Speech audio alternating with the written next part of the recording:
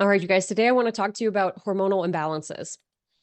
This is probably one of the most common things that I hear through the DMs. When I ask a question, why do you think you're having a hard time getting pregnant? The women will always respond hormonal imbalances. And I want to break this down because this is a very vague diagnosis. And if it's not a diagnosis and it's just something that you assume you have, I want you to be able to break that down a little bit more because a vague diagnosis provides us with vague results. And we can be specific in our treatment when it comes to treating hormonal imbalances. So, when we're speaking about hormonal imbalances, first of all, we need to understand what hormones are out of balance. Is it your insulin? Is it blood sugar dysregulation? Is it your thyroid? Is it prolactin? Is it FSH and LH? Is it estrogen, progesterone, testosterone? Is it cortisol or stress hormones? Even though all of these are connected, they are not all going to be impacted for everybody. And what is really important to remember is that hormones are actually not the root cause of our issues, hormone of the symptoms that you're experiencing. Okay, so in my experience, when my patients are sitting down with me and we're doing the initial consultation or we start to work together and they say, I have hormonal imbalances, it's usually because their doctor told them that they have hormonal imbalances, or they've spent some time Googling and researching and they've read that X, Y, and Z symptom that they have means they have hormonal imbalances. So I want you to be very careful putting labels on yourself, because you can then start to identify with that label and actually go in a completely different direction when it comes to treatment, because that diagnosis is really vague. Just like I broke down all of the hormones that could be involved, if you're thinking that you have low progesterone, but you in fact do not have low progesterone, but you might have some symptoms of low progesterone. So yeah, it's confusing. But I've had a patient struggling for 5 years with infertility, and she was convinced that she had low progesterone. And so she put a lot of time and energy into building her progesterone back up. But in reality, she's never actually had her progesterone tested. Now, it's hard to test hormones. Hormones are pulsatiles. They're also dramatic, and they do shift and change, especially obviously within the female cycle. So it's hard to catch them at the right time to make sure we get a realistic picture of what's going on. So I still test progesterone. There's some practitioners who won't test it in the second half of the cycle because they feel like it's not super representative. Just a 1 day progesterone number, really, realistically, you'd want to get 7 days in a row in that second half of the cycle. But it's very time consuming and obviously uncomfortable to get poked all the time. And there's no, like, a lot of doctors are not going to do it unless you're obsessed with data and you want to do it and you want to know. I still run that 7 days post ovulation because I really teach my patients to understand their own ovulation. And if they can't tell that they're ovulating, I know that they already have low progesterone, because that's usually a quality of the egg issue. But we still want to test it so we can see how low it is. And it's a data number thing that we can track. Point being is, hormones are not the root cause. There's something causing, hormones are messengers. And so there's something causing the hormones to do what it is that they're doing. For example, low progesterone, we have to ask, why is the progesterone low? Or high estrogen, or low testosterone, or high testosterone, or even cortisol, right? Stress management.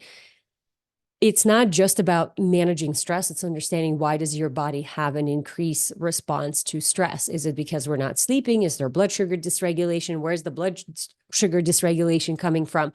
What I'm getting at is there is a deeper rabbit hole that you need to dive into, instead of say, I have hormonal imbalances, because vague diagnoses is going to get you vague results.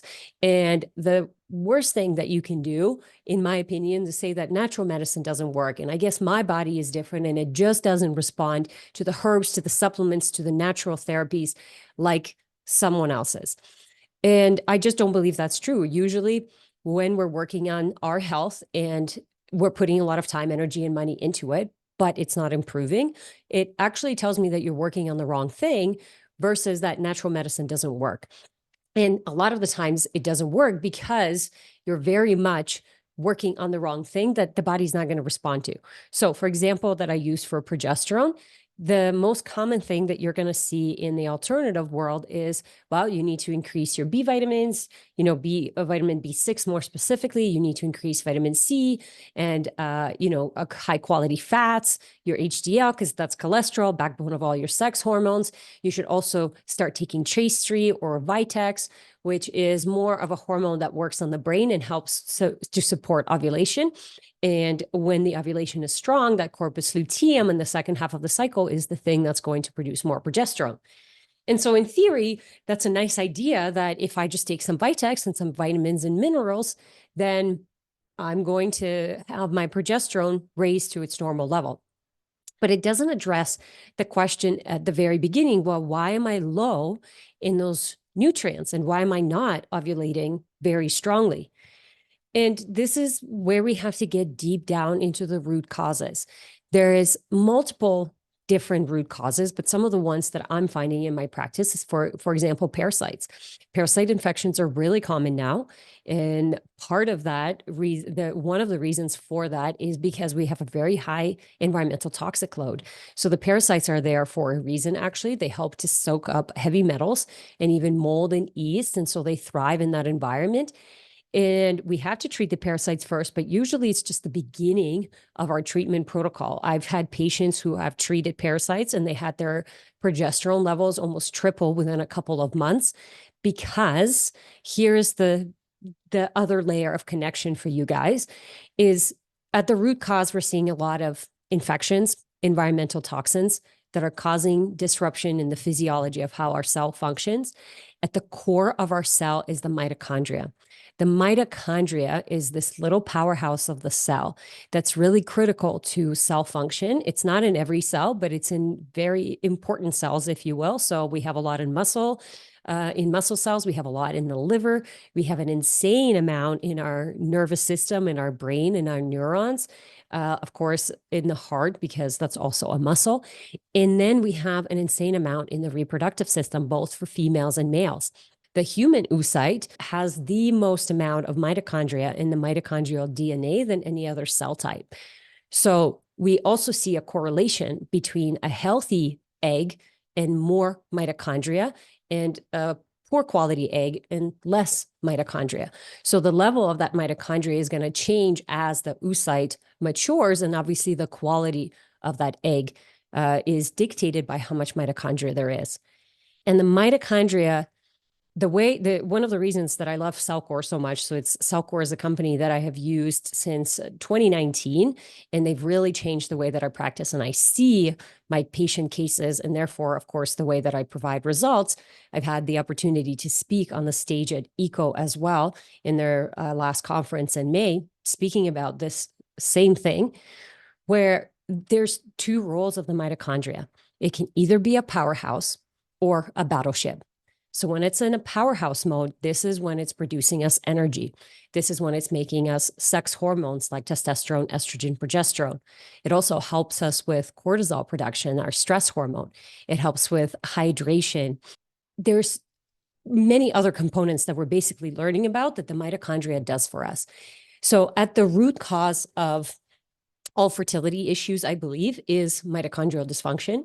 But at the root cause of all hormonal imbalances, we have to look at the mitochondria.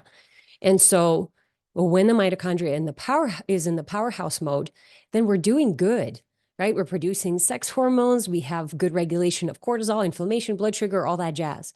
But when it's in battleship mode, it goes into this like crisis mode, essentially, where it's trying to protect the body and fighting infections, fighting, industrial environmental toxins, heavy metals, mold, yeast. And that is what depletes a bunch of our nutrients, because it also jacks up our immune system. It takes a lot of energy for the body, but also increases the response in our immune system. So now, instead of having a powerhouse cell, we have a battleship cell. And because the mitochondria is so critical in helping us make so many of our hormones and make so much of our energy, we have to treat the mitochondria, like I said. And we're seeing this huge spike in infertility in both male and female. And we've seen a huge increase in environmental toxins and how much we're surrounding ourselves with our toxins in the water, in the air, in the skin products, and even the social media, the toxic world that we can live in now with all the bombarding of information that can be quite toxic to a lot of us, especially if you're more sensitive energetically, that all will impact the mitochondria. And I know this is probably not something you expected to hear when you're like, hormonal imbalances and fertility. She's going to tell me how to balance hormones.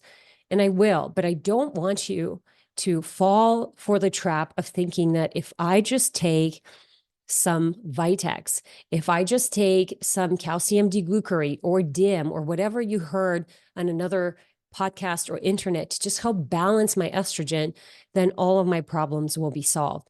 Because don't get me wrong, those are really powerful tools. And when used at the right time, they can do magic for people.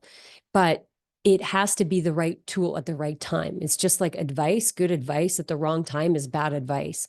And I see way too many women tell themselves that they have hormonal imbalances, and then they go down the rabbit hole of searching the internet of how to fix their hormonal imbalances, where in reality, there's so much vagueness. There's no specificity there. And therefore, you're going to get really vague recommendations. And those recommendations, a lot of the times, are going to be fed to you based on the algorithm of the information that you have been searching before. So if you've searched estrogen, it's going to say, oh, do you have estrogen dominance? These are all the symptoms, and you can check off all the marks. So if you really want to figure out what hormonal imbalances you do have, you have to get a really good picture, get a really good assessment with a practitioner where you're going to look at all of your symptoms, not just the ones that you think impact your fertility, but everything. This is probably one of the biggest aha moments for my patients through going through an initial consult. They're like, I didn't think this thing had anything to do with my fertility issues now. For example, like getting Lyme disease when I was really young, or having a lot of digestive distress, or having a really stressful period when I was in puberty. I had a patient that I just took on. She was literally there was a war that broke out in her country when she was a teenager, which will actually dictate the way that her brain registers stress and ovulation, because that's the time where the brain and the ovaries are learning how to communicate and how to connect with one another. So we really underestimate how some of these really big events in our life will actually impact and continue to impact us today. And so taking just Vitex for it, or taking some vitamins and minerals, I'm sorry to say, it's just not going to be the fix. It is for some people, but that's luck, essentially. Or they worked with a professional, they told them, and they addressed the thing that was truly missing for them. So what I recommend is getting a proper health assessment. You also do need to do some lab testing. I always say there's lab testing that shows us what's happening, and then there's lab testing that shows why it's happening. The wet lab testing is your hormones. We want to get an idea of what's going on. Do you have low progesterone, or high testosterone, or low testosterone, or high estrogen? What's your LH and FSH doing on day 3 of your cycle versus progesterone on, day 21-ish, depending when you're ovulating? Do you know when you're ovulating? What about your blood sugar regulation, fasted insulin? And you can go down the rabbit hole of testing cortisol as well, and looking at how your body is responding to stress. So if you really want to get an idea of what hormonal imbalances you have, the point being is you're going to have to do some testing, and you probably need a professional to help you put the information all together. Because like I said, what I hate is these vague diagnoses, because they give us really vague results. And I hate it when people say natural medicine didn't work, because to me, it is the only medicine that works. Don't get me wrong, there is a time and place for the conventional system, but pharmaceuticals weren't designed to be taken long-term. And I see women taking these medications that are designed to stimulate their ovulation, and they're taking them for months, if not years at a time, without truly understanding the impact that it's having on their overall hormones, and even sometimes on the internal response that can happen with the histamine and estrogen reaction and the microbiome, not to mention the uterine lining. So sometimes we're doing a lot more harm than good when we're just jumping into treatments without really understanding what is causing the issue, especially when we're using conventional, because conventional is going to be a lot more aggressive. That's just going to block whatever it is that's going on and give you a bunch of synthetic hormone, but that doesn't mean your body is going to respond to that. Sometimes I think when the body fights back, I have some patients who are quite sensitive to medications, and they had really bad negative reactions when they went on, Clomid or letrozole. If that's you, I almost think like that's just your body saying like, I don't want this shit in my body. I don't want, like, let me figure it out. I see so many women blame themselves when the medications don't work. And I'm like, what are you talking about? That like you don't have a deficiency in medication in your body, but you do have a deficiency of some nutrient that's probably caused by some toxin or an infection. So once you deal with the toxin and the infection, the nutrient deficiency will go away, or it's just a lot easier to replace it. So please, please, please, ladies, do not put this hormonal imbalances label on yourself. It's too vague, and it's not going to provide you with the results that you want. And you're just going to go down a rabbit hole that you don't want to go down on. And like I said, hormones are just not the root cause. They are dramatic. They have, a lot of them are pulsatile, so it is hard to catch them, and you want a professional to be able to actually test it at the right times and explain to you what the results actually mean. Okay, that's the last piece of understanding your hormones. If you ran your hormone panels, but no one has ever really explained to you what the results mean, what each marker means, I think that's a huge red flag, because why would you run a bunch of testing and then trust somebody who sees literally hundreds of patients a week to say, oh, everything is great?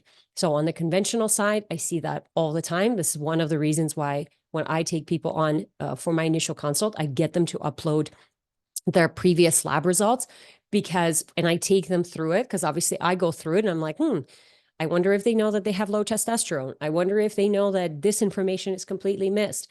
I wonder, and a lot of my patients have no idea, right? Nobody has ever explained labs to them. And I think it's very, very healing and empowering for you to actually go through the labs and be able to understand what it is that's going on in your body, and then be able to connect it to your symptoms. Because as you start working on stuff, your symptoms will start to go away, and you can make that connection, and you can learn for the rest of your life. When I always use the example, when I struggled with weight loss resistance, it took me like 6 years to figure it out. I hated being stuck in my body for an extra 25, 30 pounds that I would continue to carry. And I tried all the diets, and I over-exercised, and, I damaged my body quite a bit. But once I did figure it out, I have a pathway. I know exactly what I need to do. So if I gain 20 pounds tomorrow, for whatever reason, I know exactly what to do. And I want you to be able to do this through your fertility journey. Especially if you're trying to have your first, I don't want to say it feels like you're giving up when you're going into IVF, but there's still a part of you that just goes, I couldn't figure it out. There was something that I couldn't figure out. And what if I want to have another child? Does that mean I have to go through this again? And even my patients who have been struggling with infertility for, 3.5 years, when it's time to have another baby, they get that anxiety again, because infertility can be very traumatic. I think it is very traumatic, and it is the hardest thing that we go through. And that infertility trauma can linger with us for a long time unless we understand what happened, when did the dysfunction start, and what did we do to fix it. If you have this process and this steps outlined, and you are present and aware for that process, which you should be because you're going through it, then it's a lot less likely to leave a mark on you for longer than it should. So I hope you guys find this helpful. Like I said, let's not put vague blanket statements on ourselves like, oh, I have hormonal imbalances. I want you to dive deeper, get into understanding what hormones you have that are imbalanced, and more importantly, start asking the question of, well, why are they imbalanced? What's causing the imbalance? And this is where your functional medical doctor, naturopathic doctor, like myself, is going to really dive into. And if they're not diving into it, then they're probably not the right doctor for you. I hate to say this, but not all naturopaths are the same. And it very much depends on the naturopath's story as well. Did they feel what was their journey, their healing journey, and why are they, specializing in fertility, for example, or specializing in another field? Why is it that they do what they do? And even their approach to testing and helping you understand. Interview your practitioners so you can make sure that you can get on the right step, on the right journey right away, instead of spending all of your time Googling vague symptoms that essentially brings you nowhere and, just wastes a lot of time and money. So I hope you guys find this helpful. Thanks so much for listening and tuning in. If you found this episode helpful, please send it to somebody that you think will find it helpful as well. And then if you can subscribe to the podcast, I would greatly appreciate it. We'll chat soon. Thank you.